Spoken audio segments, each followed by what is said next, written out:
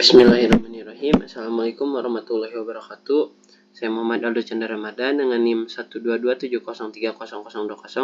Di sini saya akan mengerjakan tugas fisika komputasi tugas yang kelima pada hari Selasa 8 Oktober 2024. Yang pertama di sini saya telah membuat 5 kode pemrograman. Yang pertama ada contoh 1 berdasarkan referensi dari YouTube Bapak. Terus ada polypid, Gauss pivot, swap, serta errornya.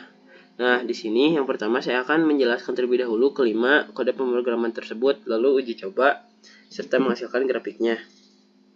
Di sini yang pertama ada import. Ini import tuh untuk mengimport si pustakanya atau library. Ada NumPy di sini. Jadi import NumPy itu digunakan untuk pengolahan array dan data numeriknya. Terus ada matplotlib di sini tuh untuk memplot grafiknya. Terus ada polypid diimport dari modul eksternalnya. Jadi belum didefinisikan dalam kode ini, yang berfungsi untuk melakukan regresi polinomial dan mengembalikan koefisien polinomial berdasarkan data input.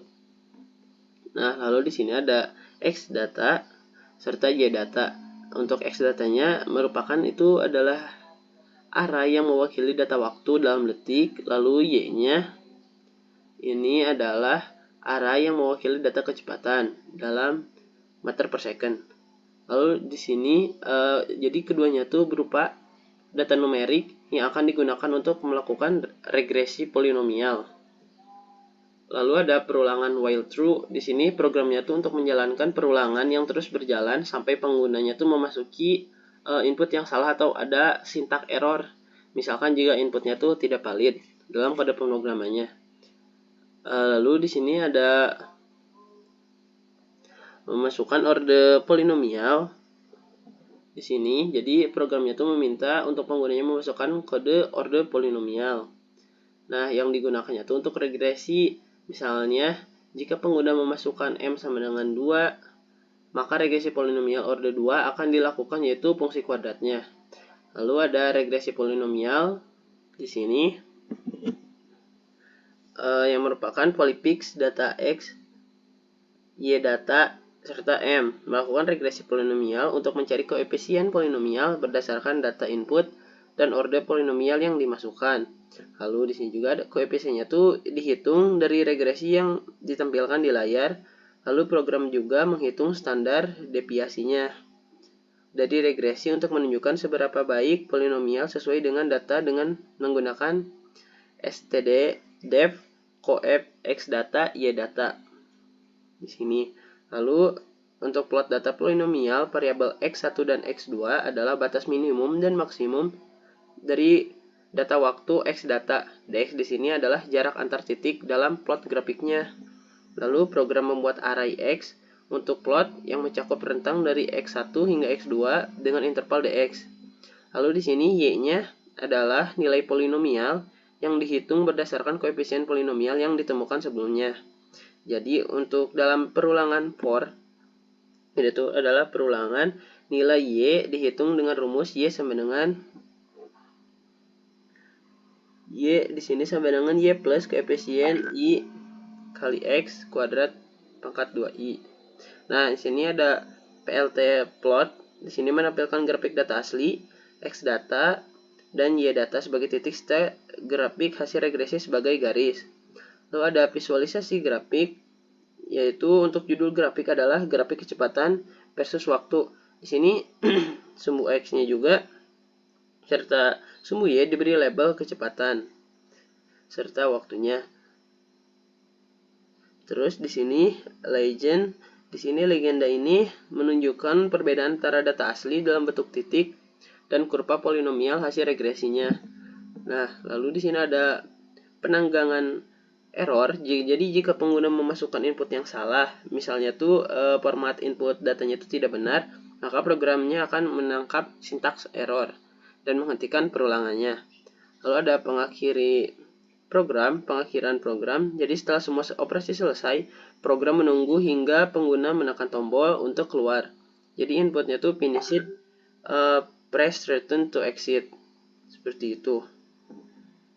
Nah, jadi cara kerja programnya itu adalah memasukkan orde polinomial, lalu melakukan regresi polinomial berdasarkan data waktu dan kecepatan.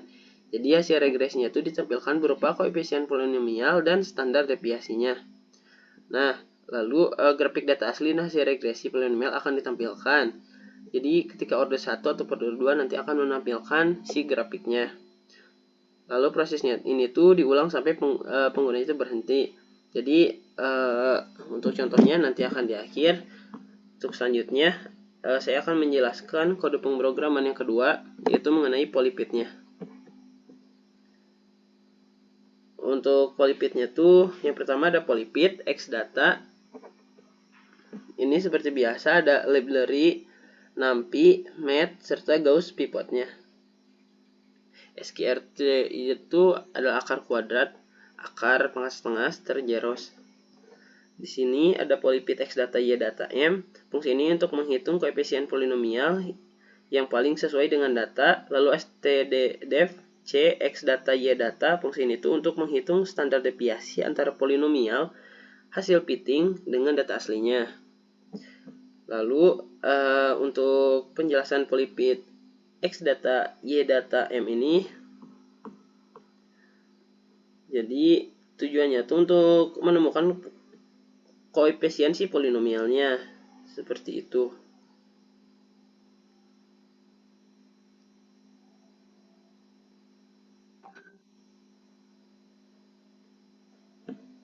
Lalu di sini ada AJ ROS-nya M1, M1, BJ ROS-nya M plus 1, SJ ROS-nya 2 kali M plus 1-nya.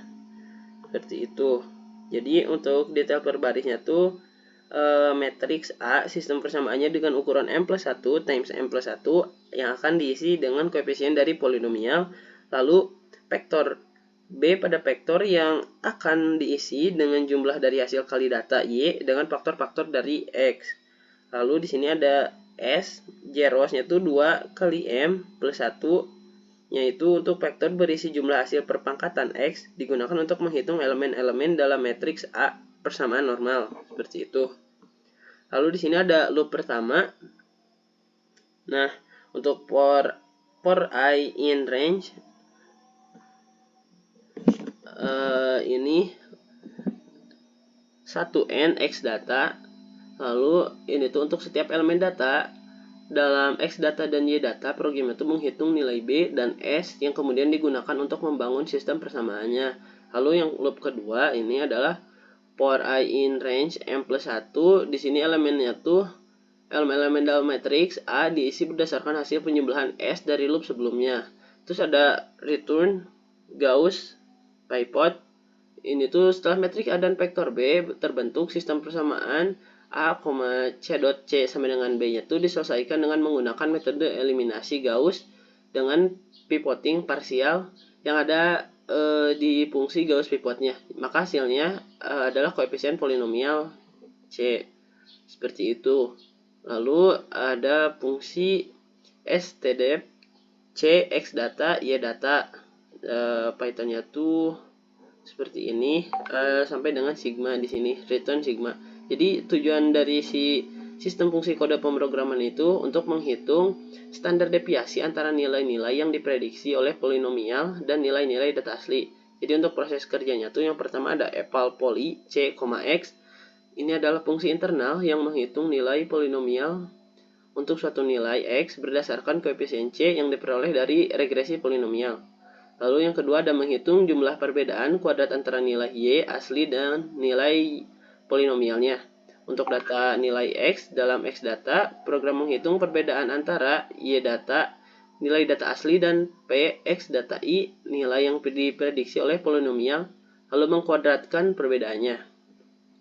Lalu untuk menghitung standar deviasi, jadi setelah menjumlahkan perbedaan kuadrat, hasilnya itu dibagi dengan n min m.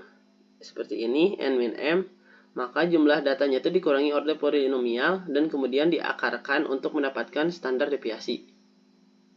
Jadi untuk ini itu ada dua. Yang pertama ada polypid untuk menghitung koefisien polinomial yang paling sesuai dengan data menggunakan metode least squares.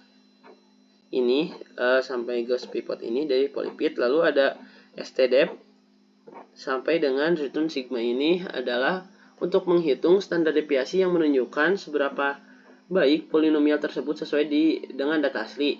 Jadi semakin kecilnya standar deviasi, semakin baik juga persamaan kecocokan antara polinomial dan data. Jadi kedua fungsi ini tuh bekerja sama untuk melakukan regresi polinomial dan mengevaluasi kualitas kecocokan fitting antara polinomial dan data aslinya. Lalu di sini saya akan menjelaskan kode pemrograman yang ketiga, yaitu pada Gauss pivotnya. Jadi Gauss pivot ini tuh untuk menyelesaikan sistem persamaan linear berbentuk A per X, B per juga seperti itu. AX, B. Jadi dengan eliminasi Gauss dan pivoting barisnya. Jadi di sini from NumPy import seperti biasa, ini adalah library dari NumPy-nya. Terus ada swap dan errornya di sini dimasukkan. Nah, di sini mengimpor modul swap-nya tuh yang digunakan untuk menukar baris dalam metriknya. Jadi di swap kayak gitu. Kalau ini ditranspose seperti itu. Lalu untuk mengimpor modul error untuk menangani pesan kesalahan jika ada kasus di mana matriks menjadi singular tidak dapat diselesaikan. Ini ada nilai errornya. Lalu di sini ada definisi Gauss pivot A, B, tol sama dengan 1, 0, min 12. Jadi 0,00000 ada 12 sampai dengan 1. Jadi nilainya tuh mendekati 0 seperti itu. Lalu di sini jadi Gauss pivot ini tuh mendefinisikan fungsi yang akan menyelesaikan sistem persamaan linear menggunakan eliminasi Gauss dan pivoting baris. Lalu A, matriks koefisien dari sistem persamaan. B, vektor hasil yang berkaitan dengan persamaan. Lalu tol itu adalah batas toleransi untuk mendeteksi apakah elemen diagonal pada matriks A mendekati 0 yang menandakan bahwa matriks mungkin singular. Seperti itu. Lalu di sini ada n sama dengan ln B. Di sini untuk setup faktor skalanya. Jadi untuk menentukan jumlah elemen dalam vektor B yang juga merupakan ukuran matriks, karena sistem persamaan harus memiliki jumlah baris yang sama dengan jumlah elemen dalam B-nya. Seperti itu. Lalu untuk setup faktor skalanya ada S0, lalu for I in range, and SI juga SI sama dengan max ABS A I, yang dicarinya. Jadi di sini tuh S-nya tuh adalah vektor skala yang digunakan untuk menyimpan nilai maksimum dari setiap baris matriks. Ini digunakan untuk mengurangi pengaruh perbedaan skala antar baris selama proses eliminasi. Lalu ada loop di sini untuk mencari nilai batas maksimum absolut di setiap baris matriks dan menyimpan dalam vektor skalanya di S. Jadi matriks A-nya tuh disimpan dalam vektor skalanya di S-nya. Lalu ada perubahan baris jika diperlukan. Jadi proses pivoting dan eliminasi Gauss-nya. Nah, di sini untuk pivotingnya tuh adalah untuk program mencari baris dengan elemen terbesar berdasarkan skala yang dihitung sebelumnya. Jadi kolomnya tuh dimulai dari baris ke K-nya hingga baris terakhir. Jadi jika elemen terbesarnya diindeks oleh P, nah di sini maka terlalu kecil, lebih kecil dari toleransinya, maka sistem tidak dapat diselesaikan karena matriks menjadi singular. Jadi tidak ada solusi uniknya. Jadi jika baris elemen terbesar bukan baris ke K-nya dalam matriks, maka dilakukan pertukaran baris di matriksnya. Vektor. Jadi metrik A, vektor B, dan vektor skala S untuk memastikan stabilitas numeriknya. Seperti itu. Nah, lalu di sini ada eliminasi. Untuk eliminasi for I in range K plus 1, N. Jadi ini itu merupakan program untuk melakukan eliminasi Gauss untuk menghilangkan elemen di bawah diagonal pada kolom simetrikanya. Nah, faktor eliminasinya ini digunakan untuk menghilangkan elemen di bawah diagonal dengan mengalihkan baris ke dalam K-nya dan mengurangi baris ke dalam I-nya. Jadi operasi ini dilakukan untuk semua baris di bawah matriks K-nya. Lalu yang ketiga ada substitusi balik. Nah, di sini yang terakhir adalah, jadi setelah eliminasi selesai di atas ini tuh, matriknya tuh telah diubah menjadi segitiga atas, di mana semua elemen di bawah diagonal utama adalah 0. Jadi pada tahap ini dilakukan substitusi balik untuk menemukan solusinya, seperti dalam perhitungan analitik atau manual biasa. Jadi dieliminasi lalu disubstitusikan kembali. Jadi tahap ini tuh untuk melakukan substitusi balik mulai dari baris terakhir dan mundur ke baris pertama dengan nilai yang dihitung ini pada range-nya tuh n-1, -1, -1-nya. Jadi kesimpulannya tuh dari si Gauss pivot ini tuh ada 3. Yang pertama ada pivoting. Pivotingnya tuh untuk memastikan bahwa solusi yang diperoleh lebih stabil dan menghindari kesalahan numerik. Lalu di sini ada eliminasi. Jadi setelah mengubah metrik menjadi setelah pivoting, jadi dalam eliminasi Gauss-nya tuh untuk mengubah matriks menjadi bentuk segitiga atas sehingga dapat diselesaikan dengan substitusi balik. Lalu di sini ada substitusi balik digunakan untuk menghitung nilai X dari sistem si persamaannya. Seperti itu. Dan yang keempat di sini ada swap untuk menukar barisnya. Nah, di sini ada swap row, definisinya itu PIJ. Nah, di sini tuh swap row dan swap calls di sini. Jadi digunakan untuk menukar baris dan menukar kolom. B dan K-nya ditukar dari sebuah vektor atau matriks. Fungsi ini juga untuk bermanfaat juga untuk melakukan metode numerik seperti eliminasi Gauss dengan pivoting. Makanya di sini digunakan swap-nya seperti itu. Nah, yang pertama di sini akan menjelaskan ke pemrogramannya. Jadi fungsi ini itu menukar baris I ke baris J dan sebaliknya dari vektor atau metrik. Jadi fungsi ini itu dapat bekerja baik untuk vektor array 1 dimensi maupun matriks array 2 dimensi. Lalu ada parameternya juga. Di sini tuh P-nya tuh adalah parameter vektor atau metrik yang baris-barisnya akan ditukar. I-nya tuh indeks baris pertama yang akan ditukar, serta J indeks baris kedua yang akan ditukar sampai 2 dimensi. Lalu di sini penjelasannya tuh if len P shape-nya tuh sama dengan 1 untuk memeriksa P-nya tuh adalah untuk memeriksa apakah P adalah vektor array 1 dimensi atau metrik array 2 dimensi. Jadi ini tuh untuk memeriksa 1 dimensi atau 2 dimensi. Untuk P shape-nya tuh ini memberikan informasi tentang dimensi array. Jika 1 dimensi maka panjangnya 1 dan seterusnya. Jika 2 dimensi maka panjangnya adalah 2. Seperti itu. Lalu jika P adalah vektor, jadi menukar elemennya tuh dengan elemen ke J-nya pada vektor ini dilakukan dengan penugasan langsung di Python-nya, di mana kedua elemennya tuh bertukar tempat. Lalu jika P adalah matriks, maka menukar baris ke I dan ke J pada matriksnya tuh notasi ini digunakan untuk menukar seluruh baris dalam matriks. PIJ-nya tuh mengakses baris I dan baris ke J, lalu menunjukkan bahwa semua kolom pada baris tersebut akan dipertimbangkan. Nah, yang kedua di sini ada definisi swap calls PIJ juga di sini. Fungsinya tuh untuk menukar kolom dan kolom ke kolom I dan kolom ke J dari matriks P. Jadi fungsi ini hanya bekerja untuk matriks array 2 dimensi karena tidak ada kolom vektor 1 dimensi. Jadi parameternya tuh untuk P-nya matriks yang kolom-kolomnya akan ditukar. Lalu indeks I-nya kolom pertama yang akan ditukar, serta J adalah indeks kolom kedua yang akan ditukar. Untuk penjelasannya tuh, jadi pada bagian pertama menandakan bahwa ininya tuh semua baris pada metrik akan dipertimbangkan. Lalu si IJ-nya menunjukkan bahwa kolom ke I dan ke J akan diakses. Jadi pernyataan ininya tuh melakukan pertukaran antara kolom ke I dan kolom ke J pada seluruh barisan metriknya. Seperti itu. Lalu di sini yang terakhir adalah error. Error di sini tuh mendefinisikan sebuah modul error dengan fungsi R stringnya. Di sini yang digunakan untuk mencetak pesan kesalahan atau menghentikan eksekusi program. Fungsi ini akan dipanggil ketika terjadi kesalahan fatal dalam program, misal ketika menemukan kasus di mana perhitungan tidak bisa dilanjutkan.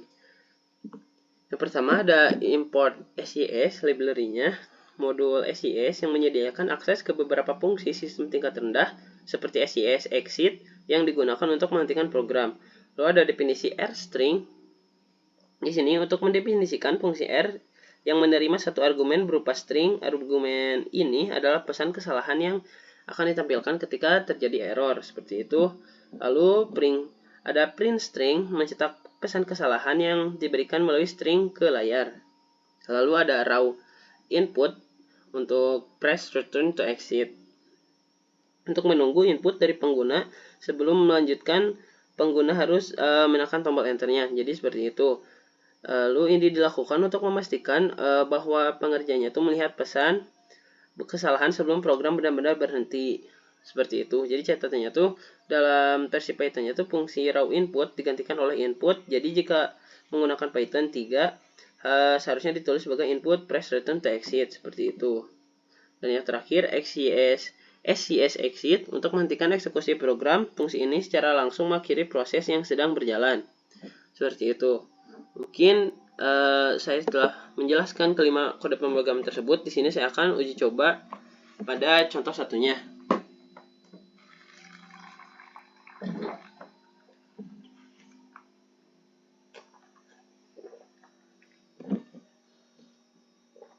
Di sini saya akan menjalankan kode pemrograman.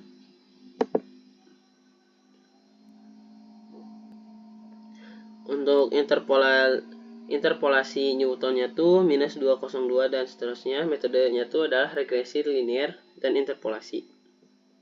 Metode regresi linearnya.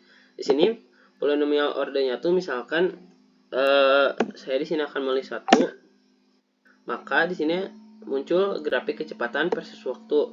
Untuk warna birunya ini adalah tiap titik-titik datanya.